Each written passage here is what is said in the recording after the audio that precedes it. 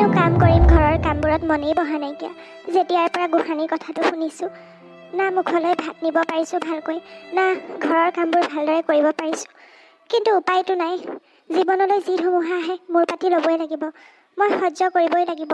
মই সহ্য কৰি ষ্ট্ৰং হ'লেহে মোৰ ছোৱালীকেইজনীয়েও সাহস পাব। মই তাহাঁতৰ আগত মোৰ এই থুনুকা মনটো দেখাই দিব নোৱাৰোঁ নহয়। তাহাঁতৰ আগত মই ষ্ট্ৰং হৈ থাকিব লাগিব। কোনোবা ফোন কৰিছে মোলৈ। হেল্ল', হয় কওকচোন। হয়, মই শান্তি বিয়াৰ মাক। হয় হয়, হ'লি ন? অঁ, কোনদিনাখন? অঁ 8 তাৰিখে। অঁ, ঠিক আছে বাৰু, ভাল লাগিল দিয়ক আপুনি মাতিলে। যাব পাৰিলে ভাল লাগিব। অঁ, ঠিক আছে। অঁ ঠিক আছে বাৰু, যাম। অঁ, ডাঙৰাই, অ' ডাঙৰাই, শুনচোন, কথা এটা আছে। অঁ মা, কোৱাচোন, কি হ'লনো? অঁ, তোৰ লগৰ যে লিজাহঁতৰ ঘৰত ডাঙৰকৈ হোলী পাতিছে বোলে। তালৈকে তোকে মোকে মাতিছিলে। তই, মই আৰু আমাৰ পৰিয়ালত যোন আছে এনেকৈ মাতিছিলে আৰু। তাৰপিছত আমিনো কি যাম, পাৰিলে তই এপাক গৈ আহিবি। মোৰ মনটো ইমান এটা নাই যাবলৈ, তই যাবি পাৰিলে। অঁ, হয়নে মা? হ'ব দিয়া, যাম আকৌ, মই ভালহে পাওঁ। অঁ, হ'ব দে, পঢ়, গৈ যা। ঐ ডাঙৰাই, তোক কথা এটা ক'বলৈ আছে। তই যিহেতু ডাঙৰ ঘৰখনৰ, তোক কথা এটা কওঁ। অঁ, কোৱা আকৌ মা, তুমিনো কথাবোৰ কাৰ লগত শ্বেয়াৰ কৰিবা? মই ঘৰখনৰ ডাঙৰ, তুমি চব কথা মোৰ লগত শ্বেয়াৰ কৰিবা। কিবা প্ৰব্লেম হ'লে মোক ক'বা, আৰু কিবা তোমাৰ মনটো বেয়া লাগি থাকিলে, মনটো পাতল হ'বলৈ মোক ক'বা, চব ক'বা। মই ঘৰখনৰ ডাঙৰ, মই দায়িত্ব ল'ব পাৰোঁ নহয় মা। আইও ডাঙৰাই, এইখিলাচোন তোক কথা এটা কওঁ। ডাঙৰাই, তই গোসাঁনীৰ কথাটো গম পালি নহয়? মই যে কৈছিলোঁ আহি, ভালদৰে তোৰ কথাটো কোৱাই নহ'ল। তাই জন্মৰে পৰা দৃষ্টিশক্তি নোহোৱাকৈ জন্ম হৈছে। তাইক ডক্তৰেও ভাল কৰিব নোৱাৰে। সেইকাৰণে তাইক আমি মিলি চাব লাগিব, বুজিছ? তোৰ দায়িত্ব এটা আৰু বাঢ়িল। ডাঙৰ হিচাপে তই তোৰ ভণ্টিহঁতক চাবই লাগিব, বুজিলি? তই মনত কিবা প্ৰেছাৰ লৈ নাথাকিবি, কিন্তু আমি, তই, মই আৰু সৰুৱাই মিলি তাইক চাব লাগিব, বুজিলি? অঁ, সেইটো কথা মা, মই গম পাওঁ নহয়। ভণ্টিয়ে এই পৃথিৱীখন দেখিব নোৱাৰাৰ কাৰণে, ইমান ধুনীয়া পৃথিৱীখন দেখিব নোৱাৰাৰ কাৰণে মোৰ বেয়া লাগিছে, সঁচা। কিন্তু তুমি চিন্তা নকৰিবা মা, মই তাইক চাম। মই ডাঙৰ মানুহ হ'ম আৰু মই তাহাঁতক চাম মা, তুমি চিন্তা কৰিব নালাগে। আমি মিলি চাম তাইক। ডাঙৰাই, তহঁতিয়ে মোৰ সাহস। সদায় এনেদৰে থাকিবি দেই মা, ভালদৰে পঢ়া শুনা কৰিবি, ভণ্টিক চাবি আৰু নিজৰ কাৰণেও ভাল মানুহ হ'বি দেই। হ'ম মা, মইতো হ'মেই। হ'ব দিয়া মা, তুমি চিন্তা কৰি নাথাকিবা। মই যাওঁ দেই, মই পঢ়ি আছিলোঁ। দেখিছানে বাৰু পৰিস্থিতিত পৰি কম বয়সতে কিমান কথা জানে তাই যদিও সৰু হৈ আছে, মনটো তাই বহল অন্তৰৰ। হে ভগৱান, ইহঁতক এনেদৰেই ৰাখা, ভালদৰে ৰাখা প্ৰভু। টিনা, কি হ'ল? ভাত পানী বনাই থৈ দিছোঁ, তই ভাত পানী নোখোৱা হ'লি, খোৱা বোৱা একোতে মন কাণ নিদিয়া হ'লি। ব'ল আকৌ একেলগে ভাতকেইটা খাওঁগৈ। ইহঁতকেইজনীক মই দিয়ে দিলোঁ, তই মই খাওঁগৈ, ব'ল। অঁ মা, ব'ল খাওঁগৈ। কিবা মনটো ভাল লাগি থকা নাছিলে অ'। এই লিজাৰ মাকে ফোন কৰিছিলে, আমাৰ এই স্কুলত একেলগে পঢ়ে। মই মানে এতিয়া এই মধ্যাহ্ন ভোজনৰ কাৰণে যাওঁ যে, আৰু তেতিয়াই মানে মই মাক দেউতাকক লগ পাইছোঁ। বৰ ভাল মানুহ, দেউতাক শিক্ষক মানুহ। তাহাঁতৰ ঘৰত বোলে হোলী পাতিছে, সেইকাৰণে আমাৰ পৰিয়ালটোক মাতিছিলে। কিন্তু কিনো কবি, মোৰ মনটো ইমান এটা ভাল নহয়। আৰু সঁচা কথা ক'ব গ'লে সিহঁতবোৰ ধনী মানুহ।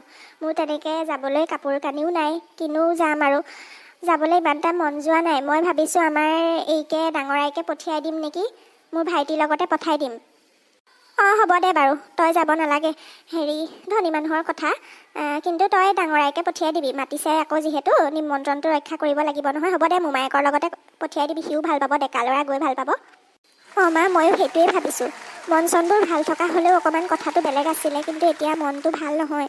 কিন্তু ডাঙৰাইৰ লগত কথা পাতি মোৰ মনটো অকণমান পাতলি গৈছে মা।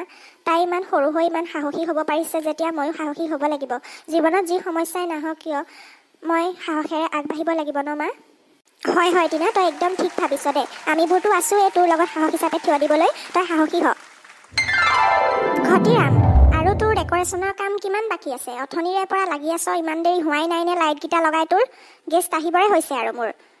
অঁ, হৈছে। খুৰা আপুনি টেনশ্যন ল'ব নালাগে, একদম গেষ্ট অহাৰ আগত মই চব কাম কৰি ফিটিং কৰি দিম। আপুনি চিন্তা কৰিব নালাগে দিয়ক, আপুনি বৰ চিন্তা কৰেহে। নহয়, চিন্তা কৰাৰ কথা নহয়। গেষ্টবিলাক অহাৰ পিছত কাম কৰিব নোৱাৰিবি ন। চবেই যাতে ভালকৈ খোৱা বোৱা কৰিব পাৰে, তই সেইবোৰ খেয়াল ৰাখিবি দেই। মই আগৰে পৰা হোলী বহুত ডাঙৰকৈ পাতোঁ, একদম মোৰ মনটো বিৰাট ভাল লাগে পাতি। এইখিনি লাইটখিনি লগাই তই সোনকালে মিঠাইখিনি অনাৰ ব্যৱস্থা কৰিবি। মই কালি আনি থোৱা নাই, আজি বনোৱা ফ্ৰেছ মিঠাই আনিবিগৈ একদম। মই অৰ্ডাৰ কৰি থৈছোঁ হোটেলত, মই ফোন কৰি দিম, তই আনিবি আৰু মিঠাইকেইটা। হ'ব খুৰা, মই নিশ্চয় আনি দিম। লিজা, অ' লিজা মাজনী, এইখিলা আহাচোন। কোৱা পাপা, তুমিও বৰ মোক চিঞৰি থাকা আকৌ, কথা নাই বতৰা নাই, এনেকৈ কিয় চিঞৰি আছা? নহয় মাজনী, তুমি অকণমান ৰেডি হৈ লোৱাগৈ আকৌ, আৰু মাকো কোৱা ৰেডি হৈ লওক। আলহীবিলাক আহিব হৈছেই আৰু প্ৰায়। আৰু তোমাৰ লগৰ যাক মাতিছোঁ, তাহাঁতৰ যদি ঘৰটো উলিয়াওঁতে কিবা অসুবিধা হয়, তুমি তাহাঁতক ফোনত ভালকৈ কৈ দিবা দেই আমাৰ ঘৰটো। হ'ব দেউতা, গেষ্ট আহিবলৈ এতিয়াও টাইম আছে, মই এনেও ওলাম। আৰু হেৰি নহয়, তাহাঁতি ঘৰ চিনি নাপালে হেনো মোক ফোন কৰিব নহয়, মই নিজে ফোন কৰি কৈ থাকিবলৈ নাই আৰু। আহিব দিয়া তাহাঁতি। এনেও মই চবকে মতাটো বিচৰাই নাছিলোঁ, তুমিহে চবকে মাতি আছা আকৌ। মই মানে অকল মই যাক ভাল পাওঁ তাহাঁতক মতা হ'লেই ভাল পালোহেঁতেন। অকল মোৰ বেছিকৈ মাতিব পাৰিলা হয়। নাই মাজনী, লিজা, এনেকৈ কথা ক'ব নাপায় নহয়। ঘৰত তেনেকৈ ফেষ্টিভেল এটা পাতিলে চবকে মাতিব লাগে, বুজিছানে? অকল বেষ্টিক নামাতে নহয়, তোমাৰ লগৰ চবকে মাতিছোঁ, আৰু আমাৰ ওচৰত যিমানখিনি আছে ৰিলেটিভছখিনিক মাতিছোঁ। এনেকৈ মানুহ বাছি নামাতে নহয় মাজনী। মানুহৰ ঘৰলৈ এনেই নাহে নহয়, এনেকৈ মাতিলেহে উৎসৱে পাৰ্বণেহে নিজৰ মানুহক লগ পোৱা যায়। তুমি ভালদৰে থাকিবা দেই। হ'ব দেউতা, মোৰনো কি আছে, তুমি যি কৰা কৰি থাকা আৰু। ইমানবিলাক কালাৰ চানিছা, বৰ ধুনীয়া লাগিছে দেই। মই পূৰা খেলিম হোলী একদম। অঁ খেলিবা আকৌ মাজনী, এইবিলাকনো কাৰ বাবে আনিছোঁ, কাৰ বাবে কৰিছোঁ? তোমাৰ কাৰণেই কৰিছোঁ। খেলিবা আকৌ, তোমালোকে খেলিবৰ কাৰণে আনিছোঁ। আমাৰ এতিয়া বয়স গ'ল আৰু, আমিনো কি হোলী খেলিম আৰু। তোমালোকৰ লগতে অকণমান ফূৰ্তি কৰিম আৰু, তোমালোকৰে ফূৰ্তি কৰা দিন, ফূৰ্তি কৰিবা আকৌ। দাদা মোৰ হৈ গ'ল, দিয়ক পইচা দিয়ক, মিঠাই লৈ আহোঁগৈ। অঁ হ'ব ঘটিৰাম, তই মিঠাইকেইটা আনি ঘৰলৈ গুচি নাযাবিগৈ আকৌ। তয়ো আজি আমাৰ ঘৰতে খানাটো খাবি, ইয়াতে থাকিবি আজি। অঁ হ'ব খুৰা, মই থাকিম আৰু, আছোঁ মই। বন্ধুসকল ভালে আছে নিশ্চয়। যদিহে আজিৰ ভিডিঅ'টো চাই ভাল লাগিল, তেতিয়াহ'লে প্লিজ মোৰ চেনেলটো ছাবস্ক্ৰাইব কৰি ল'ব, আৰু লগতে থকা বেল আইকনটো দবাই দিব। তেতিয়াহে মোৰ ভিডিঅ'বোৰ সময়মতে চাবলৈ পাব নহয় জানো। আজিলৈ আহিছোঁ, পৰৱৰ্তী খণ্ডত আকৌ লগ পাম। পৰৱৰ্তী খণ্ডত আপোনালোকে হোলী দেখিবলৈ পাব। দেখিছেনে বাৰু লিজাহঁতৰ ঘৰত কিমান ধুনীয়াকৈ হোলী পাতিছে, আৰু তালৈ শান্তিপ্ৰিয়াহঁতেও আহিব। বহুত ধুনীয়াকৈ তাহাঁতি ফূৰ্তি কৰিব। আৰু আপোনালোকে ভিডিঅ'বোৰ চাই থাকিব দেই, আৰু মোক ইমানখিনি ছাপোৰ্ট কৰাৰ বাবে বহুত ধন্যবাদ।